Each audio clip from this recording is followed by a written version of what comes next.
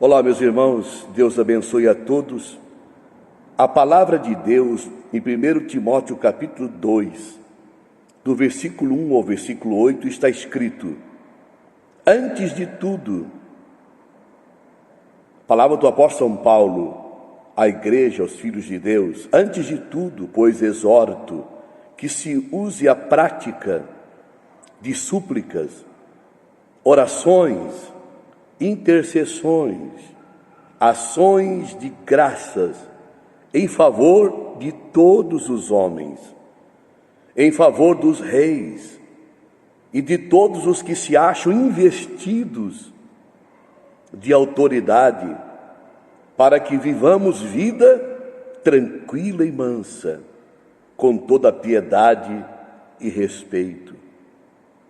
Isto é bom, aceitável diante de Deus, nosso Salvador, o qual deseja que todos os homens sejam salvos,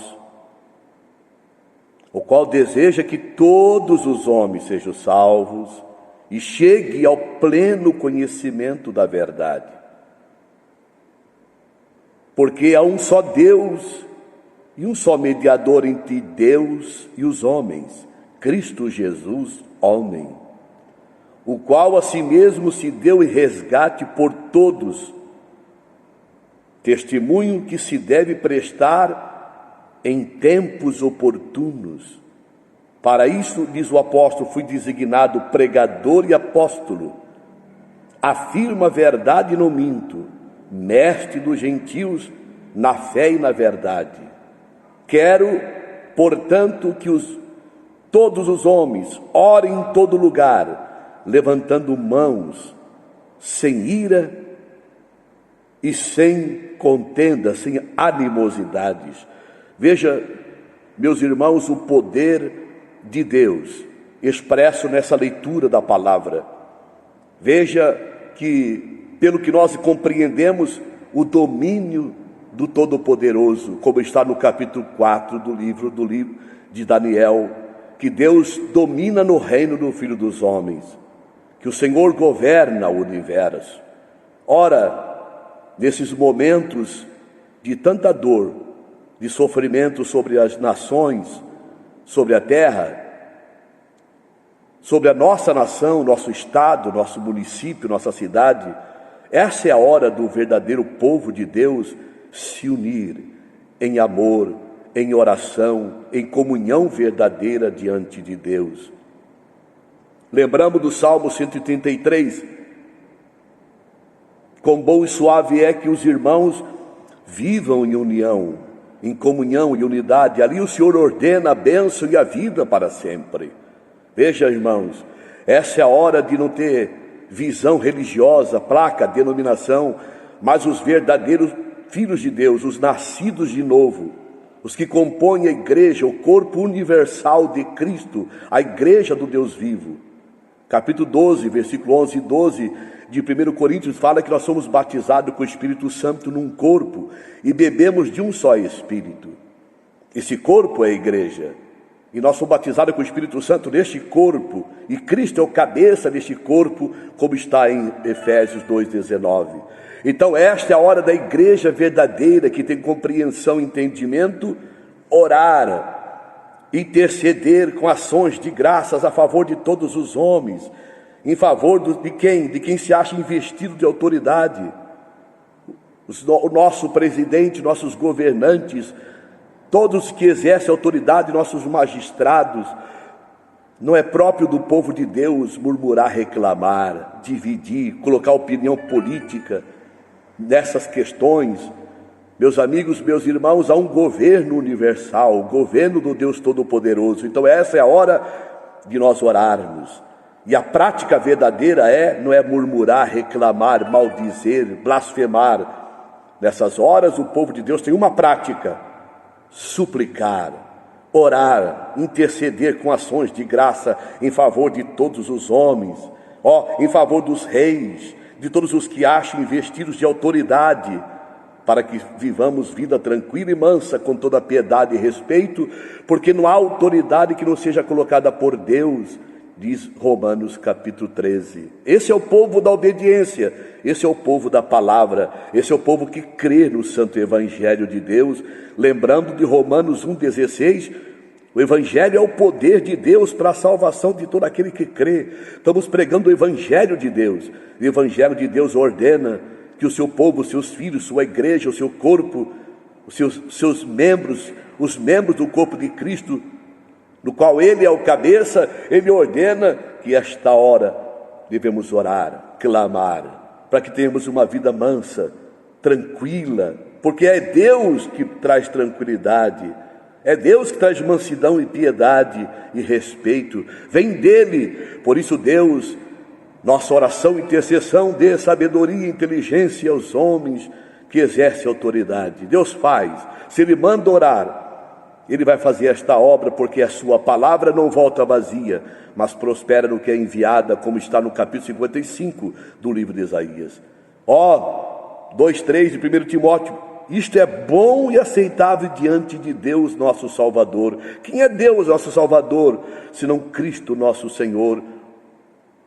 Senão Cristo nosso Senhor, Ele é o Salvador. Isso é aceitável diante de Deus, nosso Salvador. Aceitável, o que é aceitável? Que o povo de Deus clame, ore, pratique súplicas, orações, intercessões, ações de graça a favor de todos os homens, a favor de todos que exercem autoridade.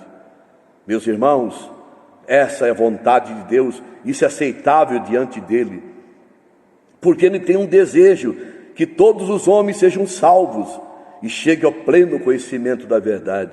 Ele quer que todos sejam salvos, salvo eternamente, salvo da perdição, salvo das situações, salvo das catástrofes, das calamidades, do sofrimento, das dores, das pestes. É Ele que quer salvar, Ele deseja que todos os homens sejam salvos. Por isso a palavra diz, e se chegue ao pleno conhecimento da verdade. Há tantas vozes no mundo, diz o capítulo 14 de 1 Coríntios, há muitas vozes hoje, muitas mentiras. O príncipe das trevas, a palavra de Deus diz que não temos que lutar contra carne e sangue. Irmãos, quem tem entendimento da palavra sabe. A palavra de Deus diz no capítulo 6, versículo 12 de Efésios, não temos que lutar contra carne e sangue, contra ser humano, mas contra as potestades, os dominadores desse mundo tenebroso. Porque dele vem a mentira. Capítulo 8, versículo 44 do livro de João fala que o diabo é o pai da mentira. Ele que dissemina as mentiras, traz horrores, desespero, aflições, medo, é próprio dele. 1 João 5,19 fala que o mundo inteiro jaz no maligno. Mas veja o que Deus, nosso Salvador, que quer nos salvar, deseja: que todos os homens sejam salvos, salvo de si mesmo, salvo das suas opiniões, salvo das suas cóleras, das suas iras, das suas raivas, das suas rebeliões. Ele quer que todos sejam salvos e cheguem ao pleno conhecimento da verdade. Quem é a verdade? O próprio Senhor disse: eu sou a verdade, eu sou o caminho, a verdade e a vida, ninguém vem ao Pai senão por mim. João 14,16, bem conhecido. E capítulo 8, tão conhecido, 32 do livro de João: conhecereis a verdade vos libertará. E João 8,36, se o Filho vos libertar, verdadeiramente sereis livres. Então quem é a verdade? É o Filho de Deus. Ele é a verdade que salva, que liberta. Porquanto, 2,5 de 1 Timóteo, porquanto, irmãos, há um só Deus e um só mediador entre Deus e os homens, Cristo Jesus, homem.